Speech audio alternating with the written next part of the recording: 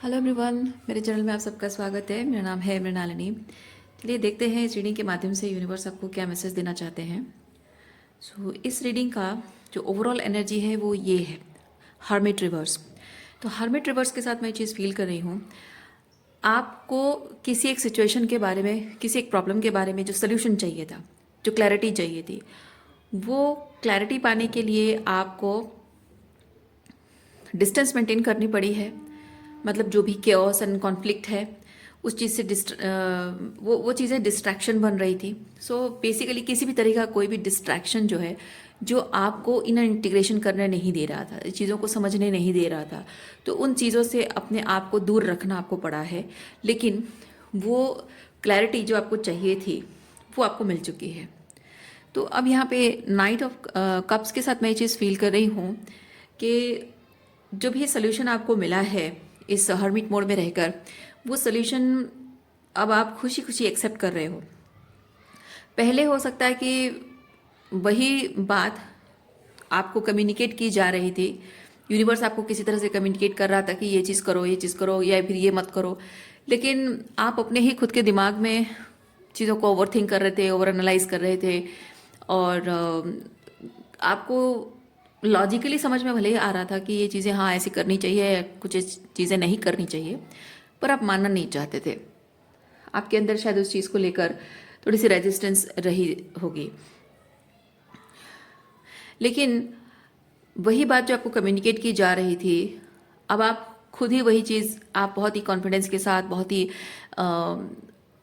Clarity के साथ आप उस चीज़ को खुद कन्वे कर रहे हो। खुद इस चीज़ को आप कन्वे कर रहे हो, अपने आप को कन्वे कर रहे हो, दूसरों को भी शायद कन्वे कर रहे हो। और यहाँ पे जितने भी कार्ड्स हैं, मैक्सिमम कार्ड्स मैं देख रही हूँ रिवर्स में है। रिवर्स में होने का मतलब मुझे ये चीज़ फील हो रहा है कि आपको किसी सिचुएशन के बारे में ट्रूली जो करना चाहिए या जिस तरह से फील करना चाहिए, वो चीज़ आप नहीं कर रहे हो या नहीं कर पा रहे हो। ओके, जैसे कि यहाँ किंग ऑफ कप्स है, तो आपको अगर ये अपराइट होता तो मैं ये चीज़ कहती कि हाँ आप कुछ भी कर रहे हो, कुछ भी जो भी फील कर रहे हो, you are feeling good about something, मतलब वो हीलिंग हो रही है वहाँ पे या फिर इमोशनल बैलेंस है वहाँ पे, इमोशनल स्टेबिलिटी है। लेकिन रिवर्स का मतलब ये चीज़ फील कर रही हूँ कि आप बाय नेचर, या फिर कहें कि बहुत ही आपका नॉर्मल है कि आप हमेशा इमोशनल बैलेंस अपने आप में मेंटेन कर लेते हो, लेकिन अब वो अब से हो नहीं पा रहा है। ओके, जैसे यहाँ पे 8 ऑफ वॉन्ड्स रिवर्स है। इसके साथ मैं ये चीज़ फील कर रही हूँ, ये इमोशनल बैलेंस आप जो फील नहीं कर पा रहे हो, उसका कारण ये है कि आप अपने आप को अपनी सिचुएशन के बारे में नेगेटिव बातें फील कर रहे थे। आपको पता था, लेकिन आप फिर भी कह सकते हैं कि आप एक्सक्यूजेस बना रहे थे कि नहीं, जो मैं फील कर रहा हूँ वो एक्चुअली में ऐसा है वैसा है, मेरी गलती है। अगर आपको सामने वाले की गलती भी दिख रही हो तो मेरी गलती है, मुझे ये नहीं करना चाहिए था, मुझे ऐसे बिहेव करना चाहिए था। कहीं ना कहीं आप अपने आप को ही गैसलाइट कर रहे हो। आपका अंतर्मन कह रहा है कि नो दिस इज़ राइट, आप कह रहे हो कि नो दिस इज़ रॉन्ग। आपका अंतर्मन कह रहा है कि ये चीज़ तुम्हें जो करना चाहिए सही है, आप कह रहे हो कि नहीं, ये चीज़ मुझे नहीं करना चाहिए। 7 ऑफ वॉन्ड्स रिवर्स के साथ मैं चीज़ फील कर रही हूँ, जहाँ आपकी अपना एक मी टाइम है, प्राइवेसी है आपकी, जो आपको मेंटेन करना है। ये होता है मी टाइम, ठीक है, बाउंड्रीज है, ये बाउंड्री है, प्राइवेसी है। तो आप जहाँ आपको प्राइवेसी की ज़रूरत है, वहाँ पे आप एक्चुअली में सिचुएशन को मतलब प्राइवेसी मेंटेन करना चाह रहे हो, लेकिन ये जबकि रिवर्स के साथ मैं फील कर रही हूँ, आपकी प्राइवेसी मेंटेन होना नहीं होना लोगों के ऊपर डिपेंड करता है कि मैं अपना मी टाइम चाहता हूँ, या मैं अपना काम करना चाहता हूँ, या मुझे किसी इमोशंस को प्रोसेस करने के लिए टाइम चाहिए। Just leave me alone. आप लोगों को अगर कह रहे हो लीव मी अलोन, लोग नहीं करेंगे, लोग अपने काम करेंगे, आवाज़ करेंगे, आपको डिस्टर्ब करेंगे, या उनका डिस्टर्ब करने का इंटेंशन ना भी हो, तभी ये चीज़ है कि वो अपने काम से काम रख रहे हैं और वो चीज़ आपको डिस्टर्ब कर रही है। वो मज़े ले रहा है, कुछ भी करने का मज़े ले रहे हैं वो। तो इसमें ये चीज़ होता है कि आप अग्रेसिव हो जाते हो, डिपेंड कर रहे हो कि आप कहोगे वो आपकी बात मानेंगे और उससे आपकी शांति बनी रहेगी, लेकिन ऐसा नहीं है। ठीक है, आपको शांति बनाए रखनी है तो ये चीज़ आपको समझना होगा कि आपके बोलने से जो पीस आप चाहते हो वो पीस और ज़्यादा डिस्टर्ब हो रही है, क्योंकि जो आपको परेशान करना चाहते हैं, जो लोग आपकी बाउंड्रीज की रेस्पेक्ट नहीं करते, वो तो नहीं करेंगे, वो कभी भी करते नहीं थे और अभी भी नहीं करेंगे। लेकिन एक चीज़ है कि आप अगर उनके मुंह लगते हो, उनके साथ झगड़ा करते हो, उन्हें समझाने की कोशिश करते हो, इसमें आपकी शांति और भी भंग होगी, है ना। क्योंकि जो नहीं सुनना चाहता है वो नहीं सुनेगा, जो आपकी बाउंड्रीज की रेस्पेक्ट नहीं करता है, आपकी पर्सनल लाइफ में घुसना चाहेगा, वो तो ज़बरदस्ती करेगा ही। उसको तो उसी में मज़ा आ रहा है, क्योंकि उसको अच्छा लग रहा है कि आप उससे प्रभावित हो रहे हो। आप उसको अपनी पर्सनल लाइफ का हिस्सा बनाना नहीं चाहते हो, लेकिन उससे प्रभावित हो रहे हो। अब चाहे आपको आप खुशी खुशी हो या फिर गुस्से से हो, लेकिन कुछ ना कुछ असर है। तो ये 7 ऑफ वॉन्ड्स रिवर्स के साथ मैं वही चीज़ फील कर रही हूँ। जो लोग आपको पसंद नहीं है, उनको उनके मुंह लगकर उनको बोलना कि तुम चले जाओ मेरी ज़िंदगी से, उससे बेहतर ये है, मुझे सुकून से जीने दो, चले जाओ बोलने से बेहतर है कि उनको अटेंशन ही ना दिया जाए, उनको इग्नोर कर दिया जाए। जैसे बोलते हैं ना, हाथी चल रहा है कुत्ता भौंक रहा है, तो करते रहने दो उनको, है ना। कब तक करेंगे वो, तो करते रहने दो, जो करना है करते रहने दो। क्योंकि मेंटल पीस जो होती है ना, दूसरों से लड़ाई झगड़ा करके मुझे शांति चाहिए बोलने से नहीं होता है। शांत रहने से, चुप रहने से वो जो डिस्टॉर्शन है, जो टॉक्सिसिटी है, वो अप्रभावित हो जाती है और उसका प्रभाव आपके ऊपर नहीं पड़ रहा है, उसी से आपको शांति महसूस होती है ना। अपनी बात को प्रूव करने से नहीं होता है, अपनी बात को कितना आप एक्सेप्ट करते हो और कितना ज़्यादा अपनी एनर्जी को उस पीस के साथ, अपनी बात जो आपकी सच है उस सच के साथ कितना अलाइन करते हो अपनी ज़िंदगी को, उसी से आपको खुशी मिलेगी, संतुष्टि मिलेगी।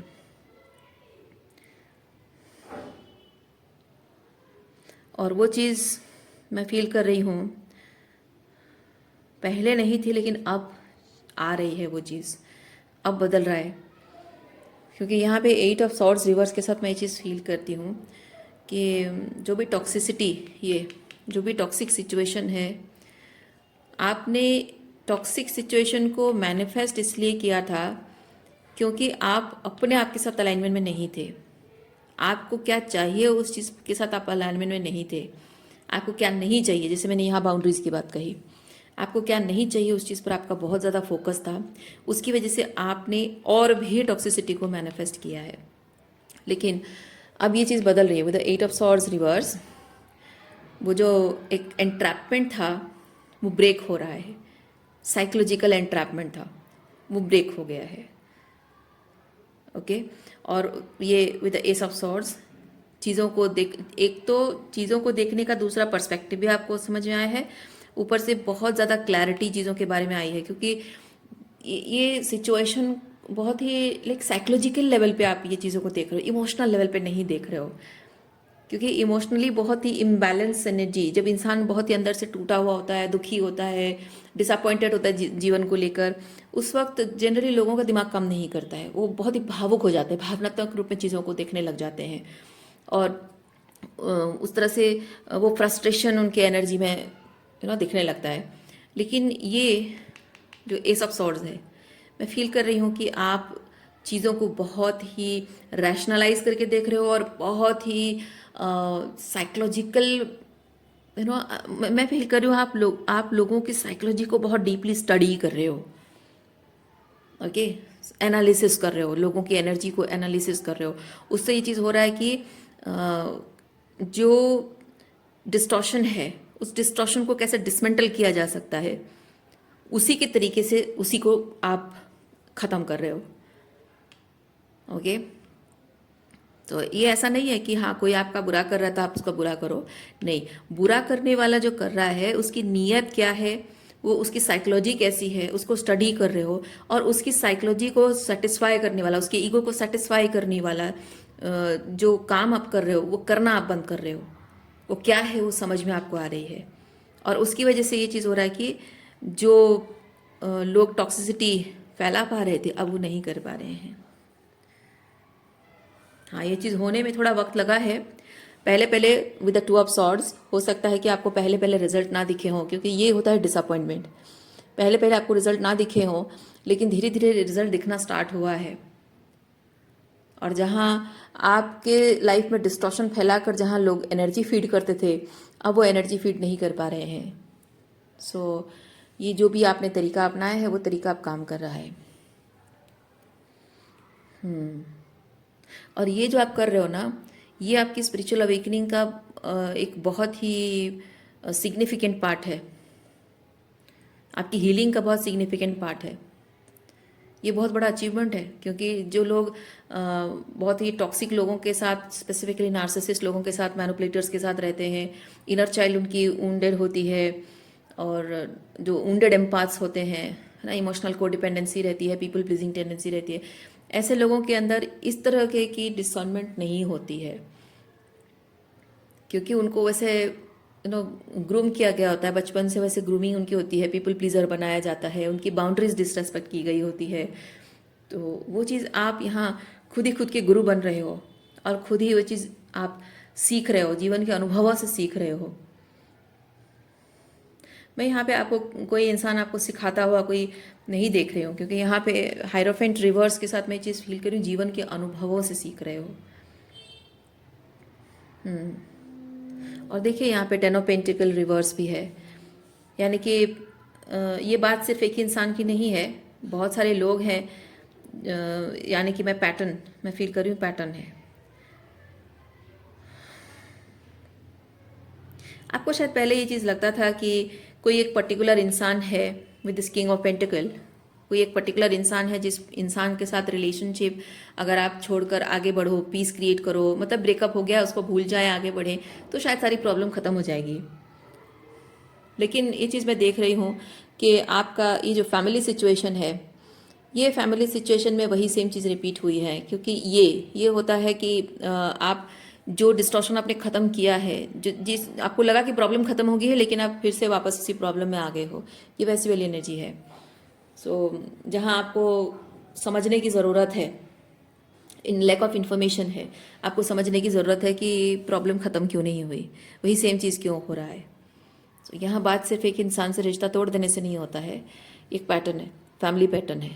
तो यहाँ पे ऑब्वियसली आपके घर के बड़े ही अगर ऐसे टॉक्सिक नार्सिसिस्ट मैनिपुलेटर्स हैं, distorted masculine distorted feminine energy है, तो वो क्या सिखाएंगे आपको, है ना। वो तो चाहेंगे कि आप अपनी ज़िंदगी, पूरी ज़िंदगी उन्हीं के ऊपर निर्भर करके जियो, आप आगे, क्योंकि क्या होता है जब आपका जो इमोशनल इंटेलिजेंस अगर ग्रो करता है और लोगों के डिस्टॉर्शन को आप समझ पाते हो, बहुत ही सेल्फ एम्पावर्ड पर्सन होते हो ना, तो आप सबसे पहले अपने घर में वो डिस्टॉर्शन देखोगे।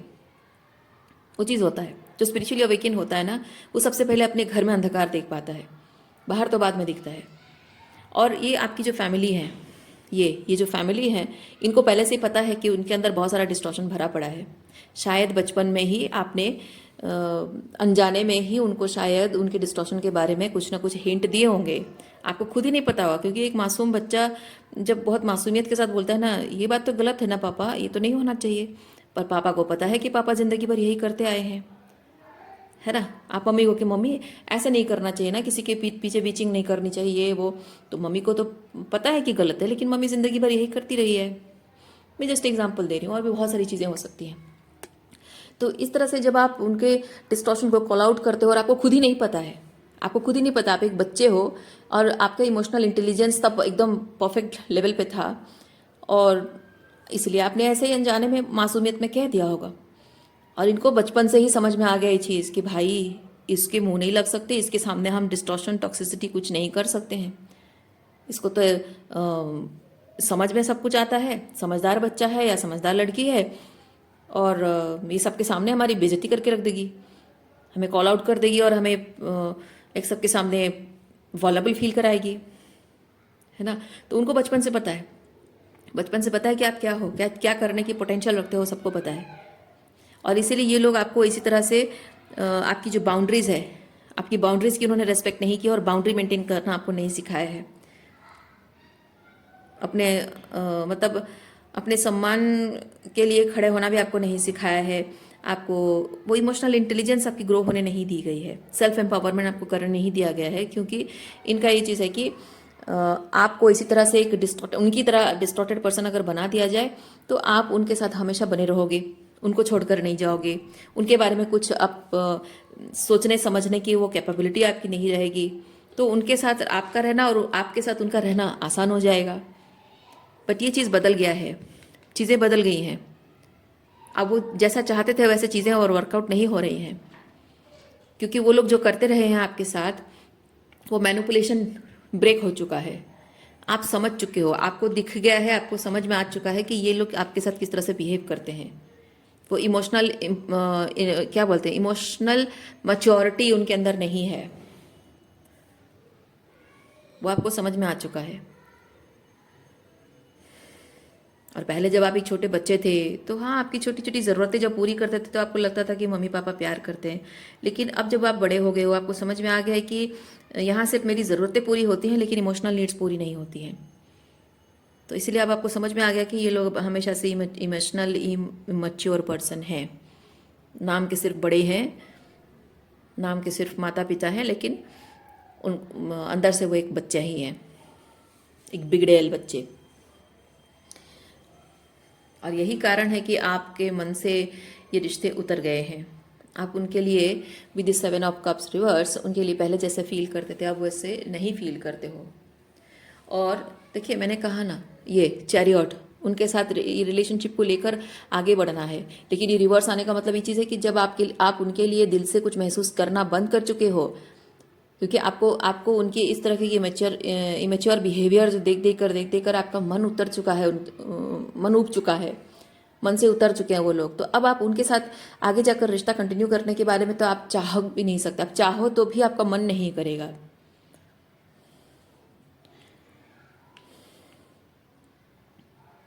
लेकिन एक चीज़ है कि जबकि आपके बहुत दिल के बहुत करीब रहे हैं आप, पहले पहले ये चीज़ था ना कि उनके डिस्टॉर्शन जब तक आपने देखा नहीं था तो उनकी मासूमियत आपको दिखती थी, क्योंकि आप मासूम हो, सीधे साधे भोले भाले मासूम इंसान हो, तो आपको उनकी मासूमियत दिखती थी।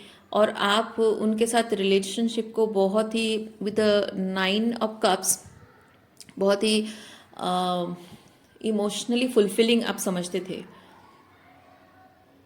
लेकिन जबकि इनके साथ रिश्ते के जो डिस्टॉर्शन समझ में आ गया है, जो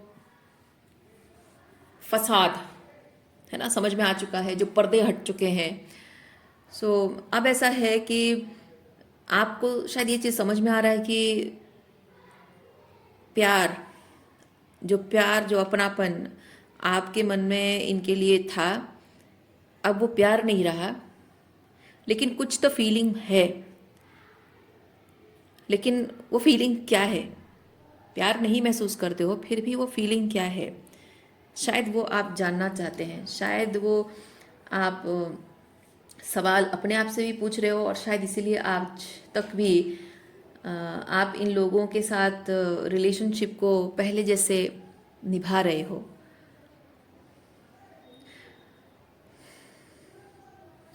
और यहाँ पे ये 3 कार्ड्स आए हैं। ये तीनों कार्ड्स बताते हैं ट्रॉमा बॉन्डिंग को। आपका इनके साथ जो अभी भी थोड़ा बहुत कनेक्शन है, वो इसलिए नहीं है क्योंकि आप उनसे प्यार करते हो, वो इसलिए है क्योंकि जिन लोगों ने आपको दर्द दिया है, दुख दिया है, तकलीफ दी है, आपकी भावनाओं को ठेस पहुंचाई है, आपका बुरा किया है, आपको लगता है कि आप उन्हीं को मतलब एक चीज़ होता है ना कि मैं अगर एक छोटा एग्जांपल दूं, आप अपने दोस्त के साथ साइकिलिंग कर रहे हो और साइकिलिंग करते करते आपके दोस्त ने मजाक मजाक में धक्का मार दिया आपको और आप गिर गए। ठीक है, गिरने से आपको चोट लग गई, तो फिर आपका दोस्त उसे इग्नोर करके चला गया। कुछ दिनों बाद आपके दोस्त को ऐसे ही बातों बातों में उसको दिखा कि अरे क्या हुआ तेरे हाथ में, तो आपके लिए बहुत आसान हो जाता है ये चीज़ कहना कि अरे तुझे याद है हम लोग ऐसे जो उस दिन साइकिलिंग कर रहे थे और तूने ऐसे धक्का मारा था, बोले हाँ हाँ हाँ, तो उसकी वजह से चोट लगा है। अरे अच्छा अच्छा अच्छा, मतलब उस वक्त भी उसके मुंह से ये नहीं अरे यार इतना चोट लग गया है, मैंने तो ध्यान ही नहीं दिया, आई एम सॉरी। ये बात बोलने के लिए वो एम्पथी भी उनके अंदर नहीं है, वो अकाउंटेबिलिटी भी उनके अंदर नहीं है। अगर आप ये चीज़ कहते हो कि हाँ उस दिन तूने धक्का मारा था ना, मैं गिर गया था, मुझे चोट लग गया था, मैंने कहा अच्छा अच्छा ठीक है, अच्छा चल छोड़, फिर टॉपिक चेंज। इस तरह के लोगों से आप डील कर रहे हो। लेकिन एक चीज़ होता है कि जब आप किसी दूसरे पर्सन से मिलते हो और वो पूछता है तुम्हारे हाथ में क्या हुआ है, तो it will be difficult for you to explain कि ऐसा ऐसा हुआ था, वैसा हुआ था, ये सिनेरियो हुआ था, ऐसे हुआ था। तो वहाँ पे क्या होता है ना कि आपकी सिचुएशन को कोई बहुत मतलब जिस तरह से, जिस इंटेंसिटी से आपने उस दर्द को, तकलीफ को एक्सपीरियंस किया है, उसी उसी तरीके से, एग्जैक्टली उसी तरीके से चीज़ों को एक्सप्लेन करना मुश्किल होता है। और आप किसी दूसरे पर्सन को अगर ये चीज़ कहोगे ना, तो वो नहीं समझ पाएगा क्योंकि उसने देखा नहीं है।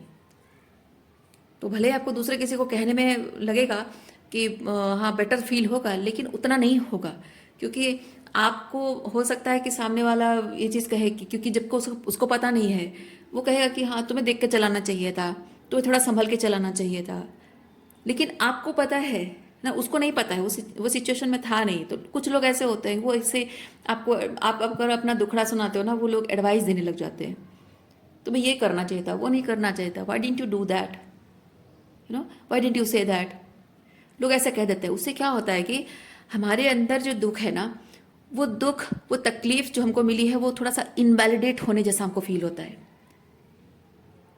ठीक है, तो इसीलिए हम एक्सपेक्ट करते हैं कि बाहर लोगों से बेहतर है कि मैं उसी इंसान को बताऊं ये चीज़ कि मुझे जो तकलीफ हुई है कैसी हुई, क्योंकि उस सिचुएशन में वो था और जो हुआ था, जैसे हुआ था, उसको बहुत अच्छे से पता है कि उसने आपके साथ क्या किया है।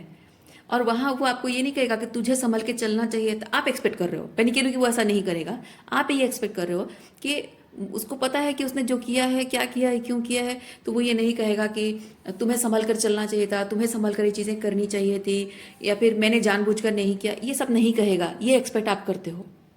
उससे ये चीज़ होगा कि आप अपने साथ हुए इनजस्टिस को, गलत बिहेवियर को आप सही तरीके से प्रेजेंट कर पा रहे हो, और सामने वाला अपने अंदर की टॉक्सिसिटी को अच्छे से समझ पाएगा और अकाउंटेबिलिटी लेगा। ये उम्मीद आप रखते हो, इसीलिए आप अपने दर्द और तकलीफ को दूसरों के साथ शेयर करने से बेहतर समझते हो कि जिसने तकलीफ दी है उसी को मैं ये चीज़ बताऊं। इसको बोलते हैं trauma bonding. Narcissistic abusive relationship में ये होता है। ओके, लेकिन आयरनी ऑफ लाइफ इज कि जब आप एक्सपेक्ट करते हो कि सामने वाला ने जिस बुरी तरह से मेरी भावनाओं को ठेस पहुंचाया है, जिस बुरी तरह से मुझे तकलीफ दी है, वो बेहतर समझ पाएगा मेरे दर्द को। पर प्रॉब्लम ये हो जाती है कि लोग एक्सेप्ट नहीं करते। लोग कहते कि मुझे नहीं पता, मैंने तो, अरे वो मुझे तो याद भी नहीं है, वो मैंने कभी मजाक में कहा होगा, ये मेरा नेचर है, मजाक करने मेरा नेचर है, मैंने ऐसे ही मजाक में कह दिया होगा, मुझे तो याद भी नहीं है। अगर मैंने जानबूझ कर किया होता तो मुझे याद नहीं होता। और बुरा लगने वाली कोई बात ही इसमें नहीं है। तुम बहुत ज़्यादा ओवर एनालाइज कर रहे हो, ओवर थिंकिंग कर रहे हो चीज़ों को। इस तरह की बातें बोलकर वो आपकी फीलिंग्स को इनवैलिडेट कर देते हैं, आपके दर्द और तकलीफ को इनवैलिडेट कर देते हैं, और आप ये चीज़ समझ नहीं पाते हो। आप उनको और समझाने की कोशिश करते हो, क्योंकि वही सेम चीज़ आपको लगता है कि मैं इसको और अच्छे से समझाऊं, इसको समझ में आएगा, क्योंकि इसने किया है ना, इसके सामने मैं इस अच्छे से एक्सप्लेन करूंगी और इसको समझ में आ जाएगा। ट्रॉमा बॉन्डिंग है ये।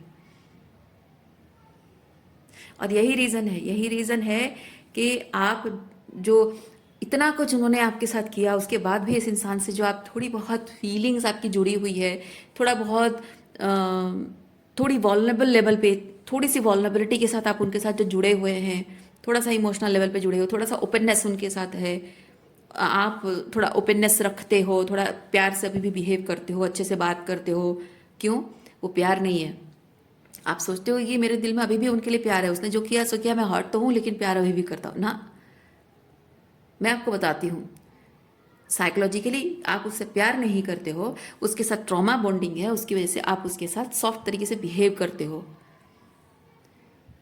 उसके सामने वॉल्नरेबिलिटी शो करते हो, उसके साथ हंस बोलकर बात करते हो, क्योंकि उम्मीद, आपके मन में उम्मीद है कि वो इंसान उसने तकलीफ दी है तो वही समझेगा, और जब वो समझेगा, मानेगा कि हाँ मुझसे गलती हो गई या आगे से नहीं करूँगा, तो आपके दिल को सुकून मिलेगा, आपको वैलिडेशन मिल जाएगी, और आपको लगता है कि वो वैलिडेशन आपको मिल जाएगी तो उसी से आपको हीलिंग मिलेगी। नो, वो ऐसा करेंगे नहीं और आपको उससे वैलिडेशन मिलेगा नहीं। और मैं आपको एक चीज़ बताऊं, जब आप एक टॉक्सिक नार्सिसिस्ट पर्सन से डील करते हो, अगर आपने उसके सारे डिस्टॉर्शन को कॉल आउट कर दिया, एक मैनिपुलेटर को आपने अगर उसके सारे डिस्टॉर्शन को कॉल आउट कर भी दिया है, सब कुछ मतलब कुछ बाकी नहीं है, प्रूफ करने के लिए, क्लैरिटी देने के लिए कुछ बाकी भी नहीं है, अगर वो मान भी लेगा, अच्छा ठीक है मैं मानता हूँ कि मुझसे गलती हो गई, आपको लगता है उससे आपको सुकून मिलेगा? नहीं मिलेगा, क्योंकि उसके साथ एक सेंटेंस वो जोड़ देगा, अब क्या, मानता हूँ कि मुझसे गलती मानता है कि मैंने गलत किया तुम्हारे साथ, हालांकि मुझे नहीं लगता कि मैंने जानबूझकर किया है, और हालांकि मुझे नहीं लगता मैंने कुछ गलत किया है, पर तुम्हें बुरा लगता है तो तुम्हारे मन की तसल्ली के लिए चलो ठीक है, मान लिया कि गलती हो गई मुझसे या गलत कर दिया मैंने, अब क्या। तो इस तरह की जो एपोलॉजी है, क्या ये एपोलॉजी माना जाएगा? गलती का एहसास है ना, ये एहसास नहीं है, इसको माफ़ी मांगना नहीं कहते हैं। क्या इस तरह की एक्सेप्टेंस, अपनी गलती को एक्सेप्ट करना, इस तरह की एक्सेप्टेंस से आपके मन को सुकून मिलेगा, आपको हीलिंग मिलेगी? पर ये गारंटेड है, when you are dealing with a toxic manipulative and a narcissist, उनका अपनी गलती को एक्सेप्ट करने का यही तरीका होता है, वो एपोलॉजेटिक नहीं होता है, ठीक है, जिसमें कि आपको कभी भी हीलिंग नहीं मिलेगी। और ये चीज़ आपको समझना बहुत ज़रूरी है माय डियर व्यूअर्स, कि जिस इंसान को अपनी गलती का एहसास होता है, इतनी दूर जो आप आकर पहुंच गए हैं, आपको इतनी दूर वो जाने नहीं देगा। आज जो इतनी दूर आ गए हो आप, कि ये इस तरह की कन्वर्सेशन तक, हद तक आ गए हो आप, उस हद तक वो आपको आने नहीं देगा, इतने मजबूर हालात में आपको आने नहीं देगा कि आपको रिलेशनशिप में रहना है, छोड़ना है उसे, आपको कुछ चाहिए, अकाउंटेबिलिटी चाहिए, आप इस तरह के 9 ऑफ वॉन्ड्स की एनर्जी में हो, भावनात्मक रूप में उसके लिए कुछ नहीं फील करते हो, है ना, मन से उतर चुका है और उसके साथ रहना आपको संभव नहीं लग रहा है, फिर भी कुछ ना कुछ उसके साथ इमोशनल लेवल पे डील करना चाहते हो, इस तरह की स्थिति में आने ही नहीं देगा। जिस इंसान को, जो सच्चे दिल से प्यार करता है ना, उस इंसान को इमीडिएटली समझ में आएगा वो जो कह रहा है, जो कर रहा है, उससे आपके दिल को ठेस पहुंचेगी, तकलीफ होगी, क्या कॉन्सिक्वेंसेस होंगे उसे बहुत अच्छे से पता है, और वो बोलने से पहले 1000 बार सोचेगा। उसके दिमाग में ये ख्याल आएगा नहीं। पहली चीज़ मैं बता दूं, कोई भी इंसान जब आपसे प्यार करता है ना, इस तरह का बिहेवियर करना उसके दिल में ख्याल आएगा ही नहीं। उसको पहले से ही पता होगा कि वो, क्योंकि जब भी आपका किसी इंसान के साथ झगड़ा होता है ना, आप खुद ही सोचो, आप खुद ही अपने आप को देखो ना, जब भी किसी इंसान के साथ आपका झगड़ा होता है, वो कितना भी आपके साथ बुरा व्यवहार करे, क्या कभी भी उसकी किसी कमजोरी को लेकर आप ताना मारते हो उसे? नहीं। उसकी आत्मा को ठेस पहुंचाने वाली, चोट पहुंचाने वाली कोई बात अगर उसके दिल में है, या उसकी ज़िंदगी में कोई हादसा हुआ है, उस बात को लेकर कभी भी उसको ताना मारते हो? कभी भी उसको क्रिटिसाइज, कभी उसको नीचा दिखाने के लिए कभी ऐसा करते हो आप? जो आपके बीच प्रॉब्लम है उस पर बात करते हो, उसको नीचा दिखाने के लिए आप चीज़ें ढूंढते नहीं हो, है ना, किसी से कोई सिचुएशन सीनेरियो आप ढूंढते नहीं हो कि ये बात बोल दूँ ना, उसको ऐसे नीचा दिखा दूंगी कि आगे कुछ बोल नहीं पाएगा। करते हो आप? कभी नहीं करते हो। क्यों? क्योंकि आपके इंटेंशन अच्छे हैं, क्योंकि आप सच्चे दिल से प्यार करते हो। आप जानते हो कि आपके इस तरह से बातें करने से क्या कॉन्सिक्वेंसेस होंगे, रिश्ता टूट जाएगा, उसके दिल को ठेस पहुंचेगी, और एक बार उसका दिल टूट गया, उसका विश्वास आप पर से उठ गया, तो आपसे कभी भरोसा नहीं कर पाएगा। प्यार तो बहुत दूर की बात है, और आप जिंदगी भर के लिए उसे खो दोगे। क्या ये डर आपको नहीं सताता है? क्या आपको अपनी गलती को समझने के लिए सालों लग जाते हैं?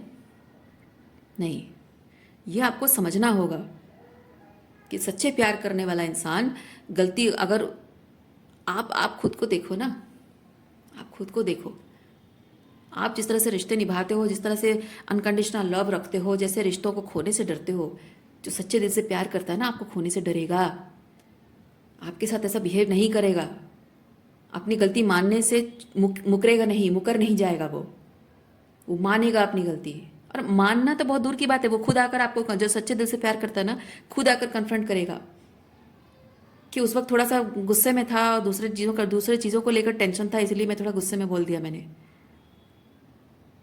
आई एम सॉरी, मैं आगे से ये नहीं करूँगा। आपको वो अपनी बातों से विश्वास दिलाएगा कि वो एक्चुअली में गलती से हो गया, उसने जानबूझकर नहीं किया। तो आपको ये चीज़ समझना होगा। आप ये एक्सपेक्ट नहीं कर सकते हो कि कोई ऐसा इंसान जो आपकी फीलिंग्स की कदर नहीं करता है, प्यार नहीं करता है, और सालों तक आपको इसी तरह से इग्नोर करता रहा है, आपकी फीलिंग्स को डिवैल्यू करता रहा है, वैलिडेशन नहीं देता है, ऐसे इंसान से आप उम्मीद कर रहे हो कि वो आपके दर्द को समझेगा?